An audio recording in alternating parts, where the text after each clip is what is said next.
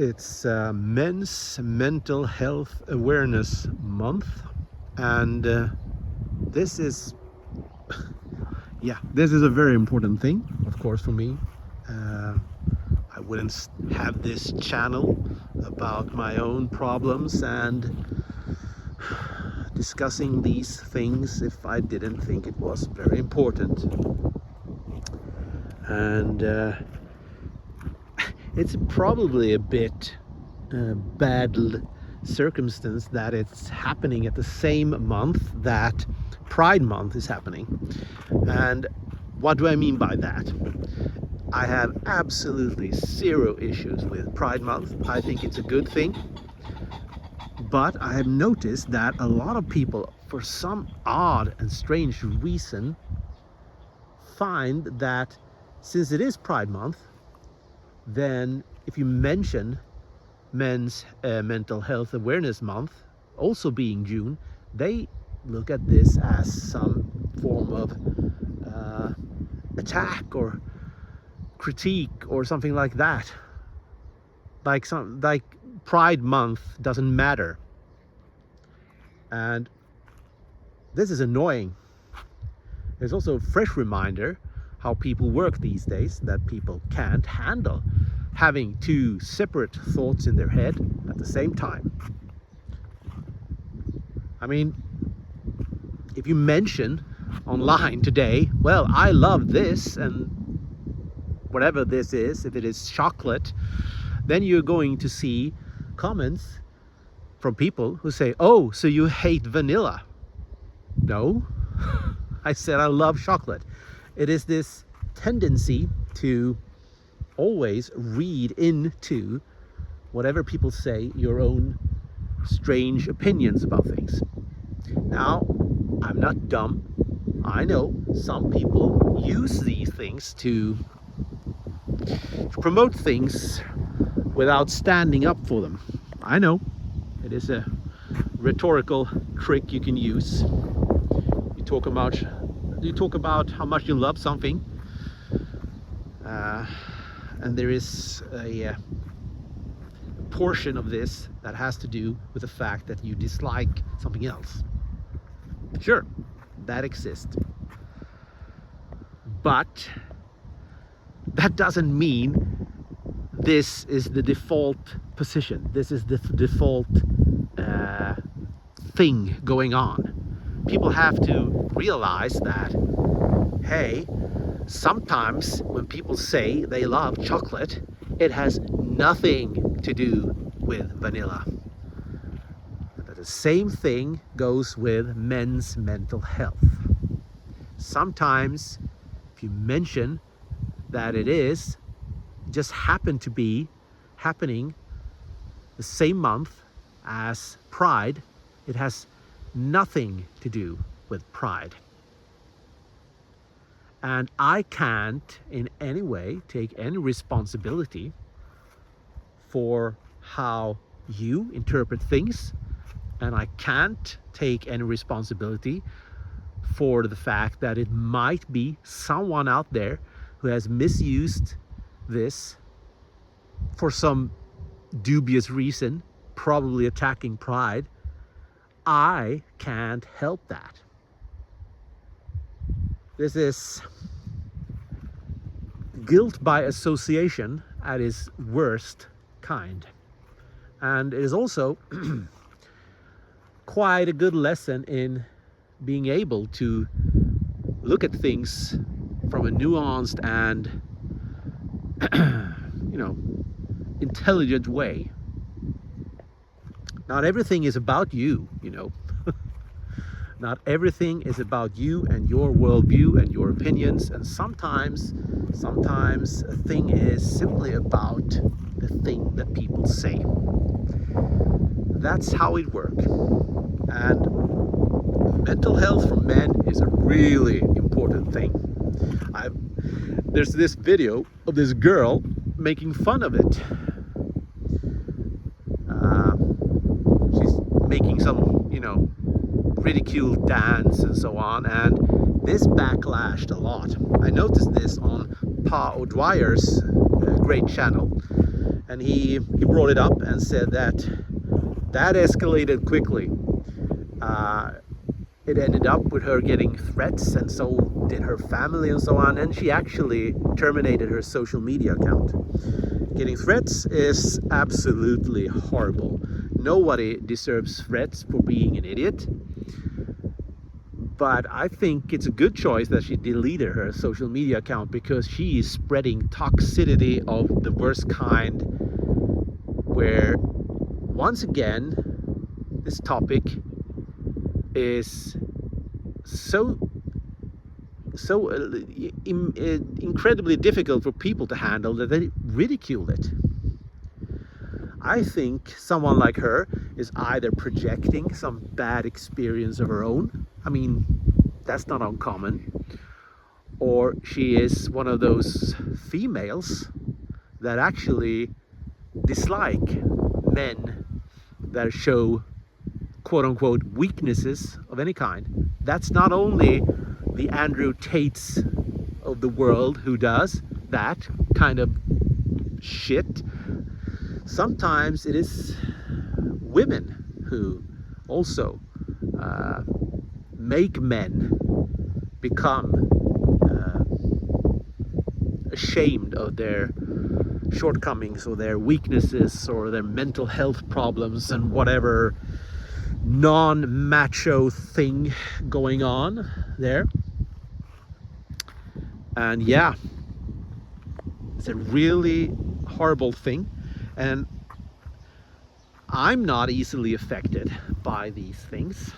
I don't care if someone looks at me and consider me, oh, he's weak, he has mental health issues, and whoa, whoa, whoa. I don't care, but I also am fully aware that I'm not very typical. I am very blunt, and I am very argumentative, and I can speak up for myself very well. I am not the average man when it comes to being communicative.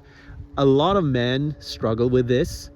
A lot of men struggle a lot with expressing their emotions because of several factors: their upbringing and ideals projected on them and so on. And these men, well, it could be some biological reason also that some men are more silent than women. I don't know.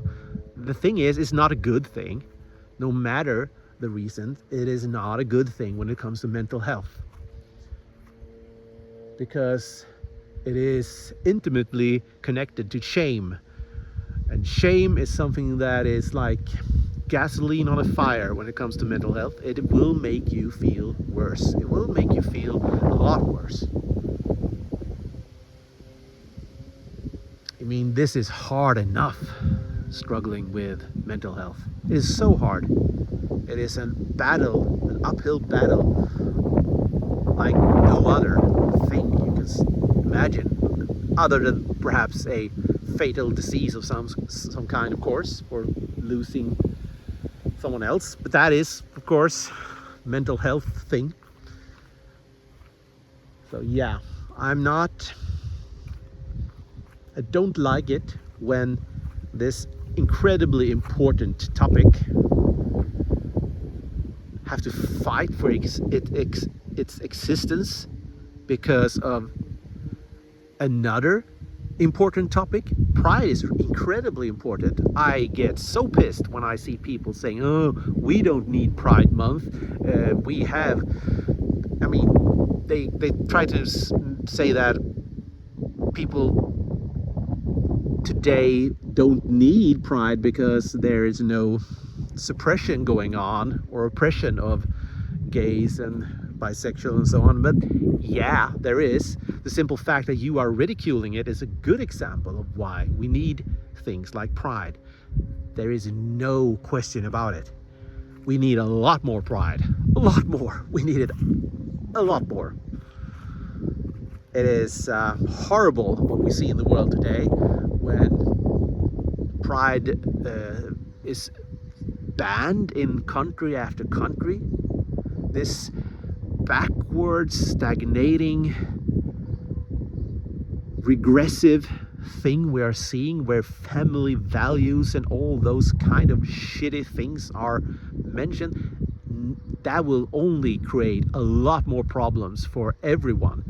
Not only people with an, how should I put it, alternative sexual identity.